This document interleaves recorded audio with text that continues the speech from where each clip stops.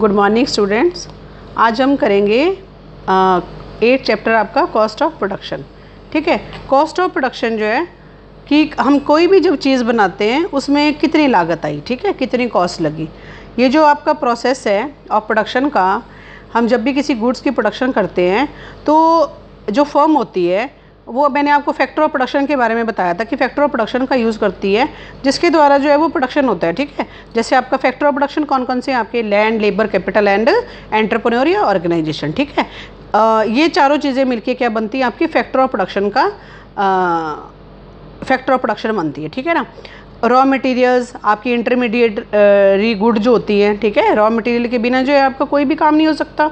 ठीक है, और उसके बीच में आने वाली जो भी वस्तुएं होती हैं ये सारी क्या है आपकी कॉस्ट ऑफ प्रोडक्शन है। तो इनको क्या बोला जाता है, इनपुट्स बोला जाता है, जो भी किसी चीज़ को बनाने में हमारी चीज़ें यूज़ होती हैं। ठीक है, और जैसे the amount spent on these inputs is called the cost of production. जो भी चीज़ें बनाने में यूज़ होती हैं उसको इनपुट्स बोलते हैं, और इनके ऊपर जो पैसे स्पेंट होते हैं, अमाउंट स्पेंट होता है, खर्च होता है, उसको कॉस्ट ऑफ प्रोडक्शन बोलते हैं। कि इसकी प्रोडक्शन की कॉस्ट क्या है, तो कैसे मेज़र करेंगे हम कि जो भी खर्चा हमारा इसके ऊपर हुआ है that is cost of production. ठीक है, जैसे आपकी ये जो कॉस्ट ऑफ प्रोडक्शन है बेटा, इसके इकोनॉमिक्स में डिफरेंट जो है हम इसको टर्म्स जो है ले लेते हैं। जैसे कॉस्ट जो है रियल कॉस्ट है आपकी, अपॉर्चुनिटी कॉस्ट है आपकी, ठीक है, आपकी मनी कॉस्ट है, एक्सप्लिसिट कॉस्ट है, इम्प्लिसिट कॉस्ट है। ठीक है, तो ये सारी कॉस्ट हैं। रियल कॉस्ट क्या होती है आपकी, अपॉर्चुनिटी कॉस्ट क्या होती है, इसके बारे में हम आगे पढ़ेंगे। ये जो कॉस्ट ऑफ प्रोडक्शन का देखो ये दिया हुआ है, real cost, opportunity cost, money cost, explicit, implicit. आपकी जो मनी कॉस्ट होती है वो 3 हिस्सों में डिवाइड होती है, जैसे total cost, average cost and marginal cost. इनके सारों के बारे में हम पढ़ेंगे। तो रियल कॉस्ट क्या होती है बेटा, ये जो आपका रियल कॉस्ट है, डॉक्टर मार्शल बोलते हैं कि रियल कॉस्ट जो है, इन्होंने इकोनॉमिक्स में इस वर्ड का यूज़ करा हुआ है। रियल कॉस्ट जो होती है वो सारे पेन होते हैं, डिस्कम्फर्ट, आपकी इनकन्वीनियंस। ठीक है, जो भी आप किसी चीज़ को बनाने में आपको तकलीफ़ हुई है, आपके डिस्कम्फर्ट हुआ है, आपको इनकन्वीनियंस हुई है, असुविधा जिसे हम बोलते हैं। ठीक है, ये सारे फैक्टर जो है इनको मार्शल ने क्या बोला है, रियल कॉस्ट बोला हुआ है। ठीक है, जैसे in short real cost can be expressed in the term of discomfort, sacrifice, efforts undergone in the production of a good. कि जो भी एफर्ट्स, जो भी डिस्कम्फर्ट, जो भी सेक्रीफाइसेस, ठीक है, किसी को हुए हैं, एंटरप्रेन्योर जो काम कर रहा है, दैट इज़ रियल कॉस्ट। जैसे पॉटर जो है वो 8 घंटे काम करता है किसी भी लालटेन को बनाने में या किसी भी टॉय को बनाने में, तो जो 8 घंटे, जो 8 आवर्स है, will be the real cost of that toy. ठीक है ना, वो उसकी रियल कॉस्ट है किसकी, टॉय की। However the concept of real cost is a subjective concept, it is not possible to measure it. हम जो है रियल कॉस्ट को मेज़र नहीं कर सकते हैं। ठीक है, और बट जो है रियल कॉस्ट जो है वो बहुत ज़्यादा इम्पॉर्टेंट है। ये जो कॉन्सेप्ट है रियल कॉस्ट का, इसमें नहीं दिया जाता, इंपॉर्टेंस नहीं दी जाती है इसको, रियल कॉस्ट को। ठीक है ना, लेकिन रियल कॉस्ट जो होती है वो सारे डिस्कम्फर्ट, पेन, आपकी सेक्रीफाइसेस, ठीक है, जो भी आपने एफर्ट्स करे हुए हैं उस चीज़ को बनाने के लिए, आपके सारे वो क्या कहलाते हैं, रियल कॉस्ट कहलाते हैं। नेक्स्ट है आपका अपॉर्चुनिटी कॉस्ट। ठीक है ना, तो ये अपॉर्चुनिटी कॉस्ट क्या होती है, अपॉर्चुनिटी कॉस्ट होती है, ये वो कॉस्ट होती है बेटा जो factor refers to its value in its next best alternative use. यानी कि हम एक काम कर रहे हैं, ठीक है, हम दूसरा काम कर सकते हैं, लेकिन दोनों में से अब हमें क्या करना है, सिर्फ एक काम करना है। तो जो दूसरा काम हमने छोड़ा हुआ है दैट इज़ अपॉर्चुनिटी कॉस्ट। ठीक है ना, जैसे suppose a farmer can grow both wheat and gram on a farm. दोनों चीज़ें उगा सकता है। If on a farm in measuring 1 hectare he grows only wheat. 1 hectare उसके पास है तो अब वो व्हीट उगाएगा। He foregoes the production of gram, उसको प्रोडक्शन ऑफ ग्राम जो है वो छोड़ना पड़ेगा। The price of a quantity of gram that be foregoes is 1000, then the opportunity cost of the growing wheat will be 1000।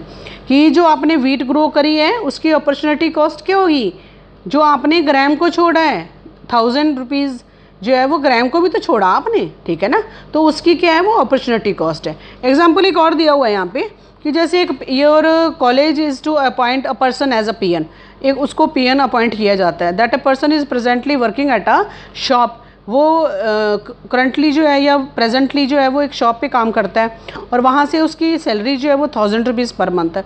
He would work in your college, वो अपने मतलब college में काम करना चाहता है as a peon, only when he must he get minimum ₹1000, पर वो कैसे काम करेगा कि उसको 1000 रुपीज़ वहाँ से भी मिलेंगे।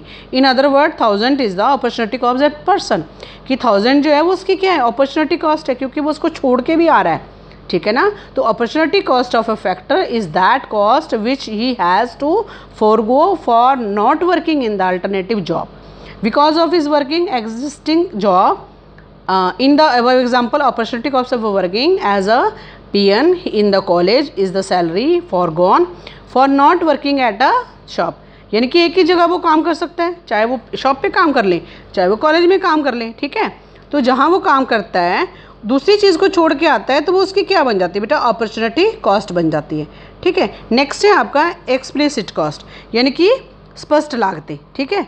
ये जो सारी payment made by a firm to other are called explicit cost. जो सारी पेमेंट होती हैं फॉर्म के द्वारा, जो भी सारी पेमेंट वो करता है वो क्या होती हैं, आपकी स्पष्ट लागतें होती हैं या आपकी एक्सप्लिसिट कॉस्ट होती हैं, ठीक है। ये आपको अकाउंट की बुक में देखेंगे, पढ़ेंगे उसमें।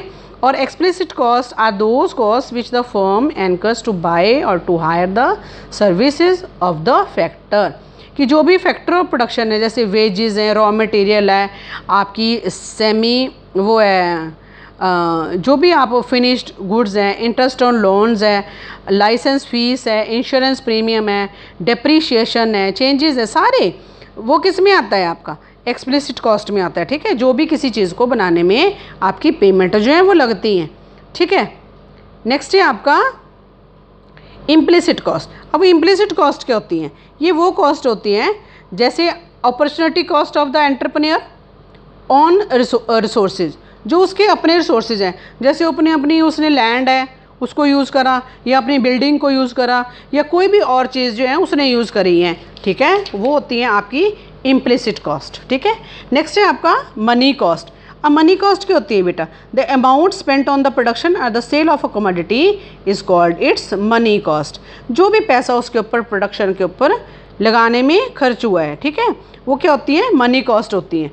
जैसे price of a raw material, interest, rent, wages, electricity charges, depreciation, publicity expenses, insurance premium, आपकी packing charges, transport charges, normal profit और cost of the service of the entrepreneur, कि जो भी खर्चा आपका in the form of money, that is money cost, ठीक है।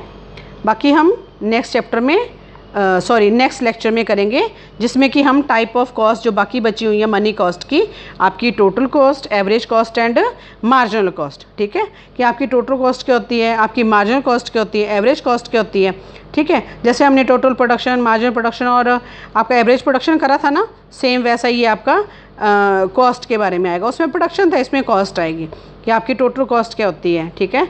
तो ये बाकी हम ये नेक्स्ट चैप्टर में करेंगे, नेक्स्ट लेक्चर में करेंगे।